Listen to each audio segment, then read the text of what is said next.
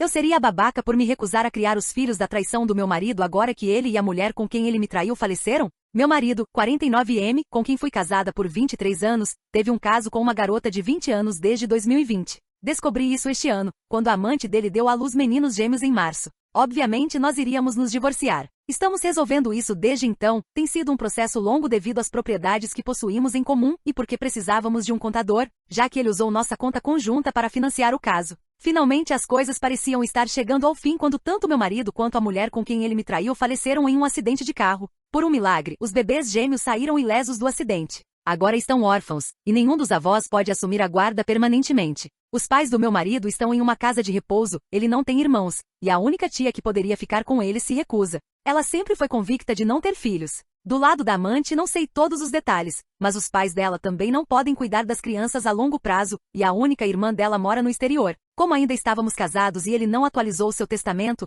todos os bens dele vão passar para mim e para nossas duas filhas. Não sou insensível a ponto de deixar esses bebês sem nada, então concordei em deixar o guardião legal deles ficar com o saldo restante da conta conjunta. Cerca de $25.000 em poupança. O problema é que ninguém quer assumir a guarda. Agora meus sogros estão me pressionando para criá-los. O problema é que eu não quero. De jeito nenhum. Eu não os amaria e não quero ser a madrasta má. Mas sei que sempre teria um nível de ressentimento em relação a eles. Provavelmente favoreceria minhas próprias filhas. Não é culpa deles, mas eu realmente amava meu marido e achava que éramos felizes antes de descobrir o caso. Temos duas filhas, 14 e 16. Claro que tínhamos desentendimentos, mas nunca nos xingamos. Depois que descobri a traição, ele começou a me insultar e a me culpar por ele ter traído. Ele ficou abusivo e até tentou me expulsar de casa, que para deixar claro, é minha casa de infância e não faz parte dos bens compartilhados. Agora, estou criando adolescente sozinha. Não tenho energia para criar bebês novamente. Minhas filhas odeiam os meio-irmãos. Eu tentei convencê-las a passar tempo com o pai enquanto estávamos nos divorciando, mas elas se recusaram.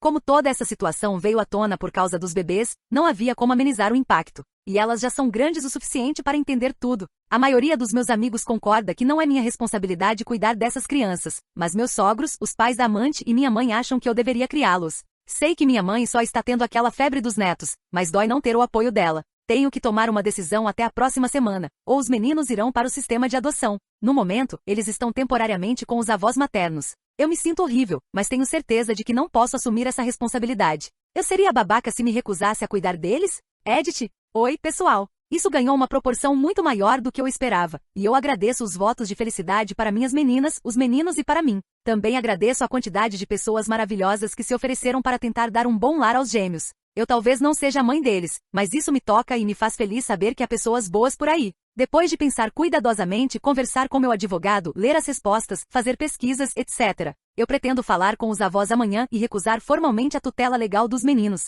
Informarei a eles os nomes de usuário das pessoas que se ofereceram para discutir adoções privadas ou acolhimento temporário, mas minhas filhas são minha prioridade. Caberá aos avós dos gêmeos decidir se darão andamento à adoção, se ficarão com eles ou se os entregarão ao Estado. Eu queria ter a capacidade mental de ser essa pessoa para eles, mas tenho duas meninas que estão passando por muita coisa e precisam da minha atenção total. Também conversarei com os advogados para determinar se os meninos têm algum direito à herança. Se tiverem, separarei o valor e deixarei que os advogados façam o necessário para que eles tenham acesso quando for o momento adequado. Se não tiverem, encontrarei uma maneira de garantir que tenham acesso aos 25 mil que eu pretendia dar a eles desde o início. No entanto, não farei mais do que isso. Minha bússola moral pode ser tendenciosa, mas não acredito que eu tenha qualquer obrigação, seja moral ou legal, de fazer mais do que a lei determina. Eu não posso ajudar todo mundo e nem deveria ter que fazê-lo. Tenho duas meninas que perderam o pai, duas meninas que precisam de terapia, duas meninas que estão prestes a entrar na faculdade. Elas já passaram por coisas demais para ainda terem que ver a mãe favorecendo os filhos da amante do pai.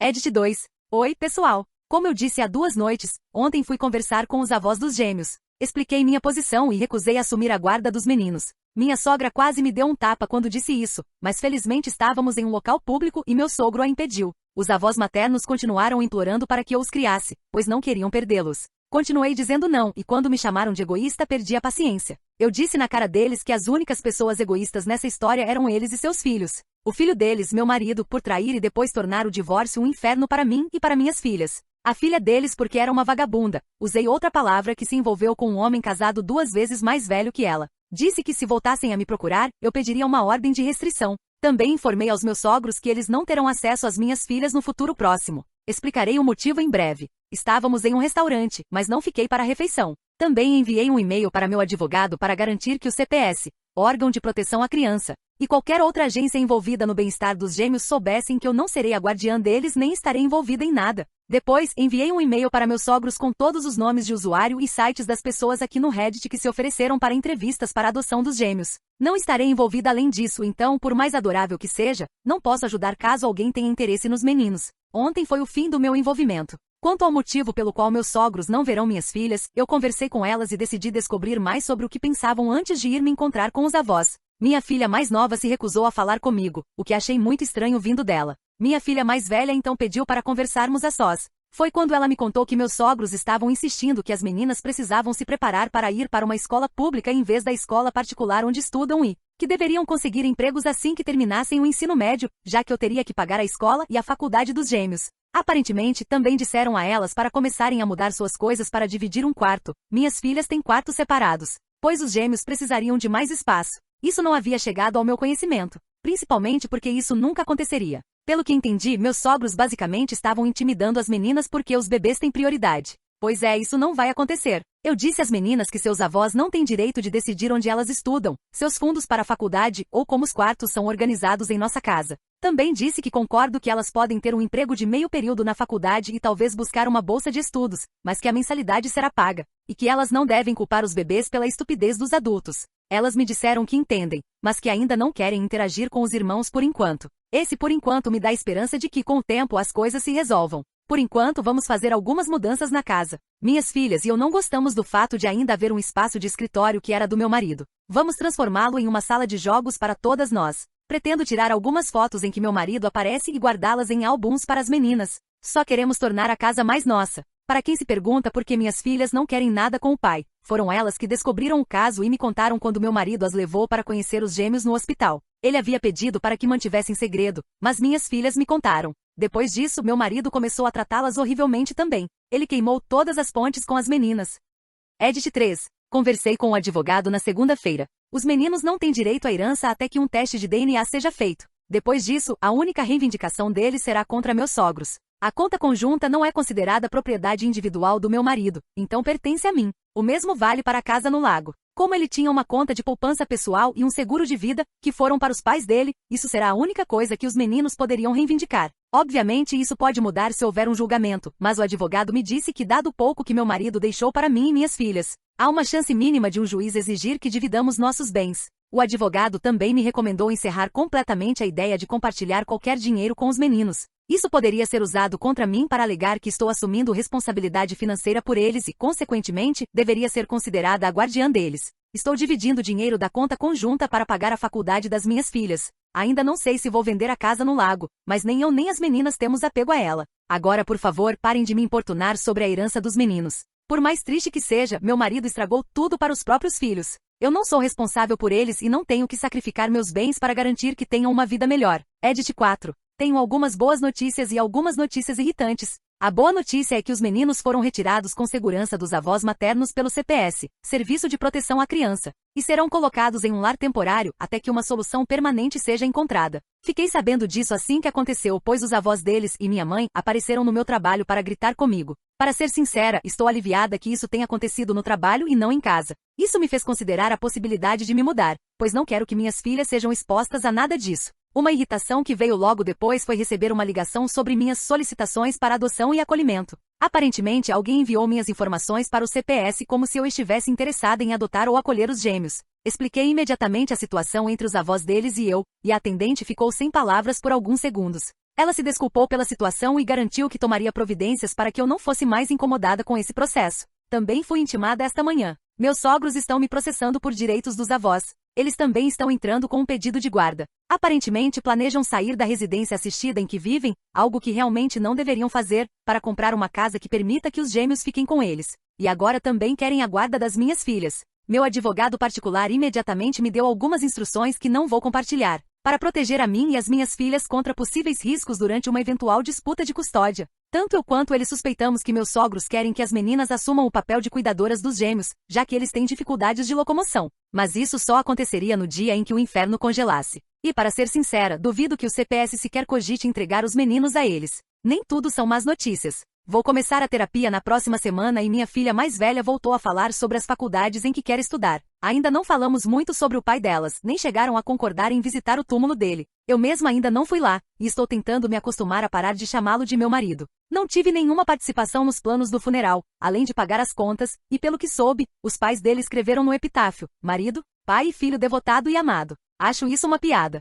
Sei que não é bom alimentar tanto rancor e ressentimento, mas assim que tiver tempo pretendo mudar a lápide para remover as palavras marido e pai. Pode parecer mesquinho, mas me recuso a falar bem de um traidor e abusador só porque ele está morto. Minhas filhas mereciam coisa melhor, e eu também. E para quem quiser reclamar sobre eu mudar a lápide, eu paguei tudo no final das contas. Então vocês já sabem onde podem enfiar suas reclamações. Não pretendo postar outra atualização até que toda essa confusão com o processo pelos direitos dos avós seja resolvida. Então, as pessoas gentis que mandaram apoio a mim e às minhas filhas, muito obrigada. Talvez eu tenha boas notícias no futuro, mas por enquanto, vou voltar para minha conta antiga do Reddit. Pequeno aviso, para a pessoa que me mandou mensagem privada dizendo que eu me arrependeria de não ter adotado os gêmeos, não me arrependo nem um pouco. Se quiser dizer algo, poste publicamente ou me deixe em paz. Não tenho paciência para covardes que usam mensagens privadas para evitar serem julgados. Atualização 1, 17 de outubro de 2024, um mês e meio depois. Olá, pessoal! Algumas pessoas têm me perguntado por atualizações e, para ser sincera, eu não tinha nada até hoje.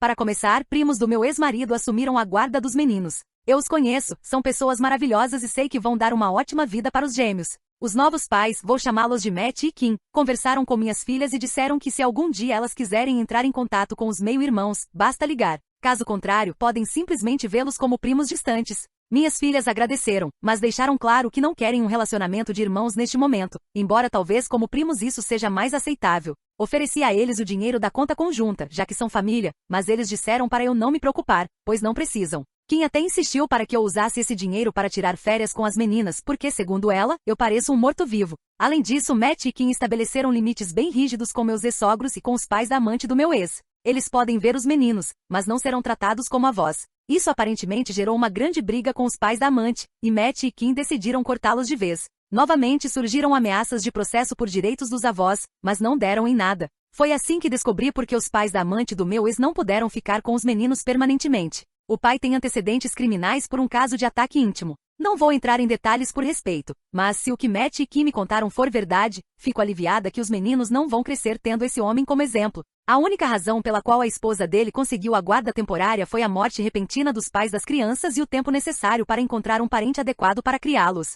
No entanto, para obter a guarda permanente, ela teria que se afastar do marido, e ela não quis fazer isso. Meus ex-sogros perceberam que ameaças não iriam funcionar, então concordaram em serem tratados como tios-avós. Bom para eles, eu acho. Agora querem que eu os deixe morar comigo e com as meninas, já que saíram do asilo recentemente e o local onde estavam não tem vagas disponíveis. A fila de espera é longa, e a única razão pela qual eles conseguiram entrar originalmente foi porque meu ex e eu pagamos 5 anos adiantado. Ainda restavam 2 anos totalmente pagos, e eu ia continuar pagando por eles. Mas depois de tudo que fizeram comigo e com minhas filhas, eu prefiro queimar dinheiro na churrasqueira a gastar com eles. Sei que eles querem que minhas filhas e eu nos tornemos os cuidadores deles. Isso nunca vai acontecer. Minhas filhas têm suas próprias vidas para seguir e, para ser sincera, eu quero considerar a possibilidade de conhecer alguém novo. Sei que pode parecer que estou seguindo em frente rápido demais, mas venho tentando seguir em frente desde que descobri a traição. Não acho que meu ex mereça que eu passe por um período de luto. Eu já lamentei pelo nosso relacionamento. Pelo menos foi isso que minha filha mais velha me disse, o que achei engraçado.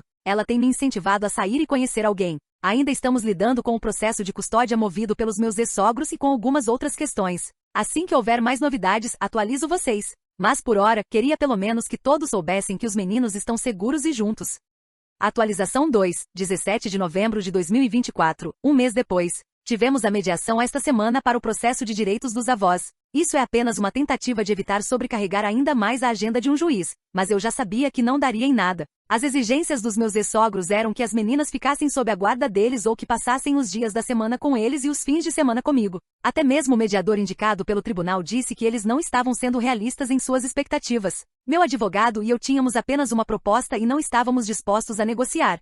Eles só verão minhas filhas se elas quiserem e quando quiserem. O mediador achou que estávamos sendo injustos. Foi aí que um detalhe importante veio à tona. Meus ex-sogros haviam dito ao mediador que minhas filhas tinham 6 e 4 anos, ou seja, uma década menos do que a idade real delas. Eu forneci as certidões de nascimento, além de mostrar uma foto das meninas. O mediador balançou a cabeça e disse que não poderia ajudar nesse caso. Minhas filhas são muito mais velhas para que direitos de avós sequer sejam considerados. Ele enviará uma recomendação para que o processo por direitos dos avós seja arquivado, mas o processo de custódia ainda seguirá, já que nem meus ex-sogros nem eu concordamos sobre isso. Eu me recuso a dar a eles qualquer tipo de controle legal sobre minhas filhas. Agora também estão exigindo que eu os nomeie como tutores legais caso eu venha a falecer. Nem pensar. Sobre um acontecimento estranho. Conheci a irmã da amante do meu ex. Ela trouxe alguns itens para minha casa que ela sabia que tinham sido roubados de mim. Eram coisas que deveriam estar guardadas em um depósito. Meu vestido de noiva, uma caixa de joias antiga com uma foto dos meus avós, alguns casacos caros, sapatos. O mais assustador, cópias dos meus documentos pessoais, passaporte, identidade, etc.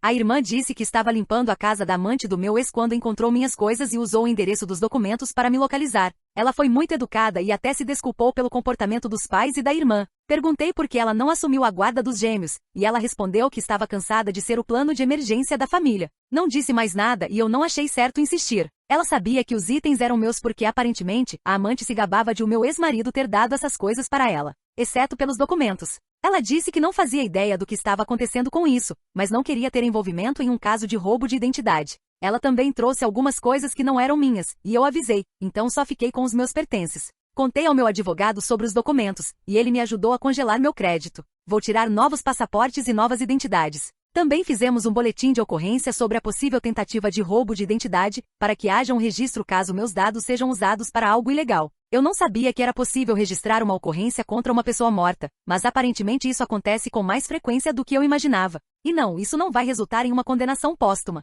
É só burocracia para me proteger. E para finalizar, um momento de pura ironia. Estou planejando queimar meu vestido de noiva e fazer S-mores na fogueira. Mesquinho? Sim, e eu não poderia estar mais feliz com isso.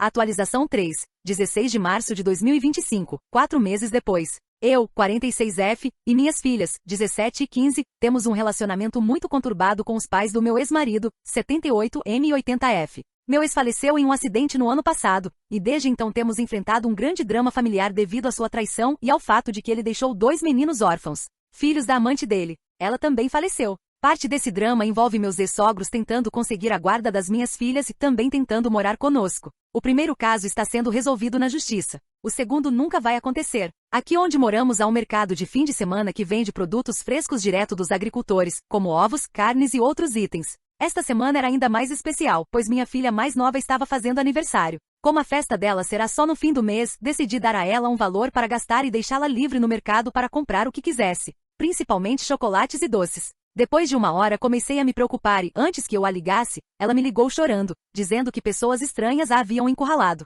Corri para onde ela estava com minha filha mais velha e encontrei 6 mulheres idosas repreendendo minha filha por ser pouco cristã, por se recusar a passar tempo com os avós paternos e por não querer ser uma boa irmã mais velha para seus pobres irmãos órfãos. Minhas filhas foram as primeiras a descobrir sobre a traição do pai e sobre esses bebês, então elas não gostam deles. É um trauma, e elas estão trabalhando isso com uma terapeuta. Entrei entre minha filha e o grupo de mulheres e pedi para minha filha mais velha pagar as compras da irmã e ir para o carro. Então virei para aquelas mulheres, algumas das quais conhecia da época em que frequentava a igreja dos meus ex-sogros, e acabei com elas. Elas me disseram que eu era ainda pior por não obedecer meus ex-sogros, como uma boa esposa cristã. A gritaria ficou tão intensa que fomos todas expulsas do mercado. Fui até o carro encontrar minhas filhas, enquanto as mulheres me seguiam como um bando de abutres. Consegui entrar no carro e fui embora imediatamente. O plano para expor minha ex-sogra. Depois que minhas filhas foram dormir, entrei em contato com um membro da igreja com quem ainda tenho uma relação amistosa. Contei o que aconteceu e depois de se desculpar, ele me contou o que estava acontecendo nos bastidores. Minha ex-sogra postou um textão gigantesco no grupo da igreja no Facebook, dizendo como minhas filhas e eu somos horríveis, que as estávamos deixando sem casa e sem dinheiro, sendo que elas herdaram a conta bancária pessoal do meu ex e o seguro de vida dele, e que minhas filhas sequer falavam com elas. Ela também nos acusou de sermos a razão pela qual ela perdeu os netos. Os meninos estão morando com parentes distantes do meu ex-marido, mas ela jogou toda a culpa em nós. Basicamente foi um verdadeiro dramalhão digno de um filme do Hallmark. E claro, os membros mais radicais da igreja começaram a dar apoio a ela e a me demonizar. Agora, essa igreja e seus membros podem ser bem irritantes, especialmente quando o assunto é LGBTQ+, mas eles são extremamente rígidos quanto à traição. É um grande tabu, seja cometido pelo marido ou pela esposa. Mas como minha ex-sogra conseguiu me culpar pelas crianças da amante sem expor a traição do filho? Ela inventou que a outra mulher era uma barriga de aluguel nossa, já que eu supostamente não podia ter mais filhos. Depois, disse que eu não quis ficar com os bebês porque eram meninos. Isso é nojento. Bem, resolvi acabar com essa farsa. Como eu ainda estava no meio do divórcio quando meu ex morreu, eu tinha todas as provas necessárias. E como o divórcio não foi finalizado, não havia implicações legais para eu divulgar essas provas. A exposição pública. No dia seguinte, fui até uma gráfica e mandei imprimir todas as fotos maravilhosas do meu extraindo, as conversas por mensagem dele com a amante, as mensagens trocadas com os pais confessando a traição e recebendo apoio deles, os textos dos meus ex-sogros me assediando sobre o divórcio, e, para finalizar com chave de ouro, todos os e-mails e mensagens deles intimidando minhas filhas por causa dos bebês. Em uma dessas mensagens, eles chamavam minhas filhas de bastardas, e diziam que elas eram culpadas pela morte do pai, já que foram elas que descobriram a traição e me contaram, o que levou ao divórcio. Essa mensagem foi enviada apenas 2 dias depois da morte do meu ex. Paguei um extra para que tudo fosse impresso em papel de alta qualidade. Então, quando cheguei em casa, passei horas montando pastinhas personalizadas, com a aparência exata dos livretos de cânticos que a igreja distribui para os fiéis cantarem os hinos. A primeira página das pastinhas? Uma foto do meu ex e da amante se agarrando na nossa sala de estar. Os rostos deles estavam perfeitamente visíveis, e a mulher não se parecia nada comigo, tom de pele e cor do cabelo completamente diferentes. Legenda. O romance de A Nome do Ex e Nome da Amante. Na manhã do culto fui até a igreja e coloquei as pastinhas na mesa dos livretos de cânticos. A reação da igreja. O Gossip Mill, a Rádio Peão, foi rápida e impiedosa. Os nomes que deram ao meu ex e à amante foram tão ofensivos no Facebook que o próprio pastor teve que intervir para tentar manter as coisas minimamente civilizadas. As pessoas ficaram furiosas com meus ex-sogros pelo abuso contra minhas filhas, mas o que mais me fez rir foi que ainda assim eu continuei errada por querer o divórcio. Porém, segundo eles, é compreensível que eu tenha falhado no meu dever como esposa, pois fui abalada pelo choque da traição, mas um dia eu poderei voltar para a luz. Já meu marido e sua Jezebel. O termo que usaram para ela não posso nem reproduzir aqui. Recebemos 2 cartas de desculpas pelo que aconteceu com minhas filhas e um convite para que eu volte à igreja para receber apoio. O fim dos ex-sogros na igreja. Meus ex-sogros foram envergonhados até desistirem de frequentar a igreja. Minha ex-sogra fez um post reclamando sobre como se sentia alienada, abandonada e como ninguém mais se importava com os idosos. Ela lamentou não ter mais o grande filho dela vivo, pois, segundo ela, ele teria cuidado dela e do marido. Com que dinheiro, eu me pergunto? Já que durante o casamento todo, quem sustentava a casa era eu. Explicação sobre o testamento. Meu ex-marido tinha um testamento que nomeava os pais dele como beneficiários. Eu não sabia disso, pois ele havia me dito que as filhas eram as beneficiárias. Nunca insisti para que eu fosse beneficiária, já que meu próprio testamento deixa tudo para as nossas filhas e não para ele.